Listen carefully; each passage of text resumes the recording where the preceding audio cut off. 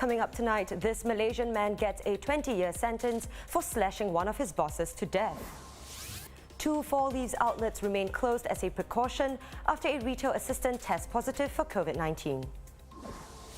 And local scientists have invented a reusable mask that can block 99.9% of viruses, bacteria and haze.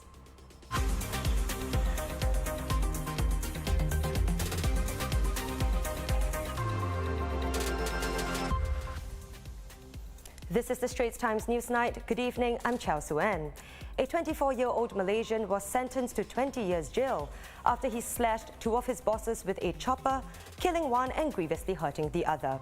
Yi Jingman was sentenced today for the attack on March 11, 2019, at the office of e-commerce company Gigi in Sungai Kadut Loop.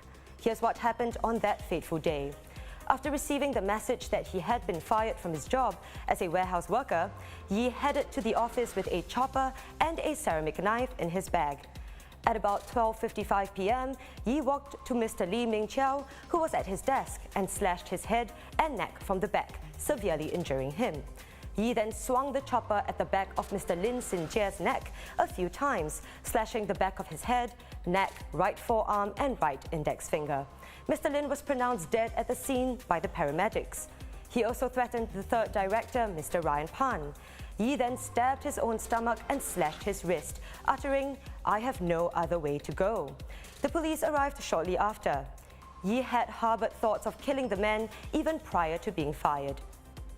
After his arrest, Yi was assessed to be suffering from major depressive disorder, which significantly reduced his responsibility for his actions. He pleaded guilty to 1 count of culpable homicide and causing grievous hurt with a dangerous weapon. 8 other charges were taken into consideration, including 1 of criminal intimidation and 4 of wrongful confinement. And in other news tonight, an SMRT technician was killed when a car jack that was supporting a bus he was working on gave way. The incident happened on Sunday morning at SMRT's Ang Mo Kio bus depot. Police are investigating the unnatural death. Now, looking at the latest COVID-19 situation here, 4 new infections confirmed today, the lowest in nearly 4 months since February the 23rd.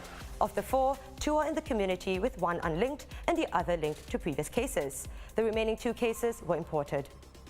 All staff at the Four Leaves outlet in Ion Orchard are under quarantine after a retail assistant tested positive for COVID-19. The shop remains closed as a precaution after it was deep cleaned and disinfected on Monday. The Four Leaves outlet at Ang Mo Kio Hub was also closed today for cleaning, and its staff will be swabbed as it was visited by the infected staff member on May 23rd. Now, about this social media post that went viral this week, infectious diseases expert Prof Lai criticizing doctors who've made false claims in messages and petitions about COVID-19 vaccines. Professor Lai telling the Straits Times that he's on a mission to separate fact from fiction when it comes to vaccines, and he has no qualms about calling out those who challenge him. I'm actually very thick-skinned, and I don't get upset by people that I don't know. My plan and my aim is not to argue with these people. My aim is to educate the public so that they will learn to recognize this misleading information, because I'm quite sure this won't be the last pieces of messages and petitions that will go around. A newly developed reusable mask can filter 99.9% of bacteria, viruses and haze particles, meaning it's statistically more effective than the medical-grade N95 masks used in hospitals. The NTU-developed mask is coated with a layer of copper oxide nanoparticles, which can kill bacteria droplets within just 45 seconds. The mask can be washed and reused over 10 times, with its antimicrobial coating found to be effective for at least 10 days.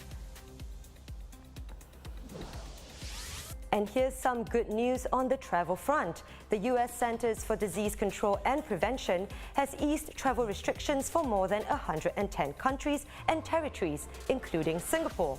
Singapore is now classified as a level 1 country, which means it is the lowest risk group. The CDC recommending that all travelers Now let's take a look at what's been trending on social media today. Thinking of applying to universities? Well, NUS and NTU have been named Asia's best universities, according to the QS World University Rankings. That's an impressive fourth consecutive year that NUS has held the #1 position. Now, what about globally? Well, NUS has retained last year's ranking, coming in at 11th. And just behind it is NTU in 12th place, continuing its rise through the rankings, having climbed up 29 places on the list since 2013. That said, the top of the list continues to be dominated by US and British institutions, with the Massachusetts Institute of Technology in first place and the University of Oxford in second. Stanford University and the University of Cambridge are tied for third place. The star of Lupin on Netflix has told the Straits Times that his parents have no idea how popular the show is the world over.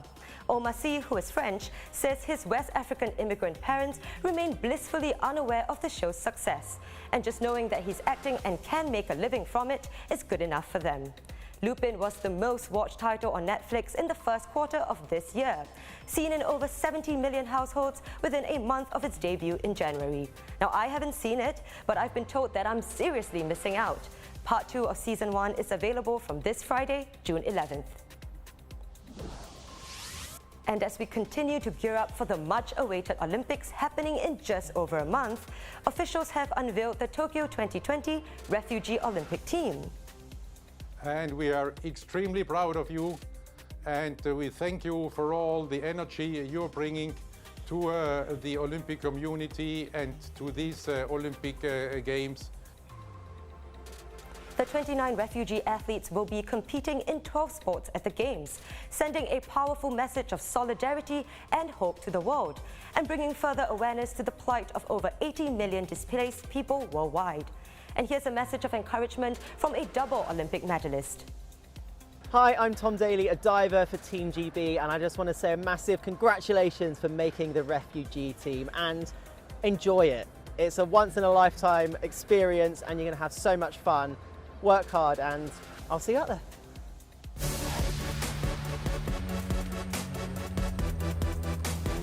And before we go, plant lovers are rejoicing.